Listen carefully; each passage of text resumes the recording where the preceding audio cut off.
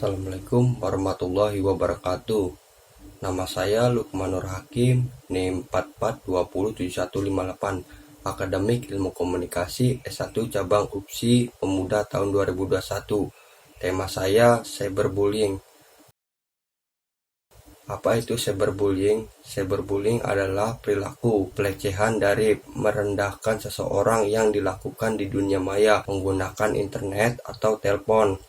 Cyberbullying sendiri bisa dibilang sebagai kejahatan di dunia maya, seperti pelecehan nama baik dalam bentuk teks atau gambar, termasuk foto atau video melalui internet ponsel atau media elektronik lain. Bentuk lain adalah dengan memakai data pribadi korban, nama asli, alamat rumah atau kantor untuk mempublikasikan gosip tak sedap atau memalukan yang merusak nama baik si korban, disebut halaman atau form online. Contoh cyberbullying. Tribunnews.com, artis Lucinta Luna mengaku tak kuat ketika dibully oleh netizen hingga ingin bunuh diri. Ia mengaku sangat drop mendapatkan tekanan dari bully netizen kepadanya. Hinaan yang membuat saya drop adalah menyinggung orang tua saya. Itu sangat sakit banget, ungkapannya. Tribunnews.com, Meira Anastasia ramai dibully netizen dengan komentar pedas yang mengolok-olok tak pantas menjadi istri komika Ernest Prakasa. Komentar itu mempertanyakan apakah Ernest Prakasa tak ingin poligami atau menikah lagi. Tak hanya itu, mereka juga menghina Meira jelek hingga menyarankan untuk Ernest menceraikannya. Saran bagi yang pernah merasa dibully: jika kita pernah menjadi korban cyberbullying, jangan pernah melawan dengan sang pelaku hingga membuat suasana makin kacau. Pelaku cyberbullying menyukai reaksi. Dia akan senang ketika kita meresponnya. Ketika kita tidak dapat menanggapinya, si pelaku yang membuli kita, ternyata dia hanya berani mengolok-olok di depan dunia maya saja. Sedangkan pada saat bertemu langsung, si pelaku hanya diam dan cenderung menunduk atau tidak ingin menatap kita pada saat berpapasan. Jenis-jenis cyberbullying di Indonesia. Flaming, terbakar, tindakan seorang mengirim pesan teks yang berisi kata-kata frontal dan penuh amarah. Secara umum, tindakan flaming berupa provokasi, penghinaan, menjelek, mengejek, hingga menyinggung orang lain.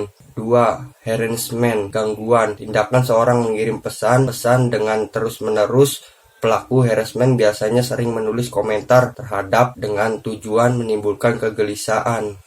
3. Denigration, pencemaran nama baik, tindakan dilakukan sengaja dan sadar mengumbar keburukan orang lain melalui internet, akhirnya merusak nama baik dan orang yang dibicarakan tersebut. 4.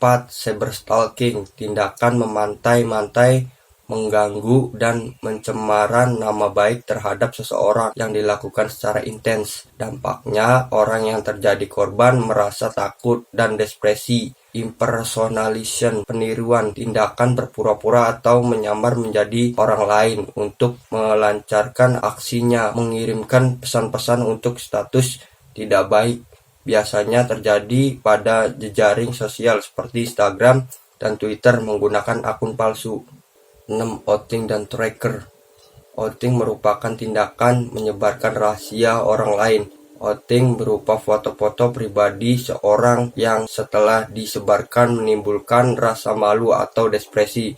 Sementara itu, tracker berupa tipu daya yang dilakukan oleh membujuk orang lain untuk memperoleh rahasia maupun foto pribadi dari calon korban. Apa tindakan cyberbullying yang paling sering diterima? Diejek dengan kata-kata kasar 53,97%, digosipi 40,48%, akun Twitter dan Facebook dibajak 1,59%, dipermalukan karena foto-foto pribadi disebarluaskan 3,97%, 8,14% direspon setuju kasus cyberbullying harus disebarkan langsung. Apa dampak cyberbullying yang paling nyata yang kita pernah alami? Merasa tersaing dan tidak punya teman 38,10%, malas membuka akun Twitter atau Facebook mereka 35,71%, tindakan mau masuk kantor 14,29%, merasa depresi 11,90%. Berdasarkan data dari cyberbullying statistik 58%. Berdasarkan data dari cyberbullying statistik 58%, tindakan menceritakan perilaku yang dialami di media sosial pada orang tua mereka. Cara menghadapi cyberbullying: 1. Jangan membalas dan menulis komentar yang sama negatifnya. Sebagai respon, menulis komentar yang sama negatifnya atau mempermalukan orang. Menulis komentar sebagai balas dendam bisa membuat kamu berada dalam masalah. 2. Jangan menganggap komentar negatif dan kebencian terlalu serius. Komentar negatif dan kebencian tersebut sama sekali tidak benar dan bukan diri kamu. Anggaplah komentar tersebut sebagai masalah orang yang menulis komentar. 3. Blok dan report komentarnya. Kalau kamu ada waktu, blok orang yang menulis komentar negatif atau report komentarnya. Jangan pula membacanya terus-menerus, karena hal ini hanya akan membuat kamu semakin marah dan sedih. 5. Istirahat dari media sosialmu atau teknologi. Jika cyberbullying yang kamu alami menjadi semakin parah, coba jauhkan diri dari istirahat dari media sosial. Matikan telepon genggammu dan komputer selama 1 hari saja, lalu aktifkan atau hobi yang kamu sukai. 6. Jangan memendamnya sendiri. Stop cyberbullying. Sekian dan terima kasih.